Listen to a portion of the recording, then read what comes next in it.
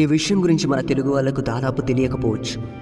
పూర్వం శ్రీశైల ప్రాంతంలోని బ్రహ్మగిరి సమీపంలో ఒక మహాశివభక్తుడైన శిల్పి ఉండేవాడు.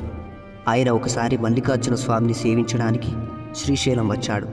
అలా స్వామిని పూజించి ఇంటికి చేరిన శిల్పి సదా ఆలయాన్ని గురించి ఆలోచించడం ప్రారంభించాడు.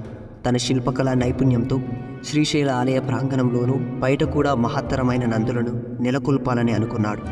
ఉత్సాహంతో పని ప్రారంభించాడు. శిల్పి నక్తవ్రతాన్ని అనగా ప్రొద్దునుంచి భోజనం చేయకుండా వ్రతాన్ని పాటిస్తూ 40 రోజులలో 2 మహత్తరమైన నందులను తయారు చేశాడు. కవలల్లా ఒకే రూపుతో ముచ్చటగా ఉన్న నందులను చూసి ఆనందించాడు. కానీ ఏం లాభం? వెంటనే విచారంలో మునిగిపోయాడు. ఈ మహత్తర నందులను శ్రీశైలానికి ఎలా చేర్చాలి అన్నదే అతని బాధ. మధ్యలో పాతాళ గంగను కూడా దాటాలి. మరి నిద్ర కూడా పట్టలేదు. అర్ధరాత్రి గడిచాక మత్తు వచ్చినట్లు కళ్ళు మూసుకున్నాడు శిల్పి. వెంటనే ఒక కలలో స్వామి కరుణించాడు.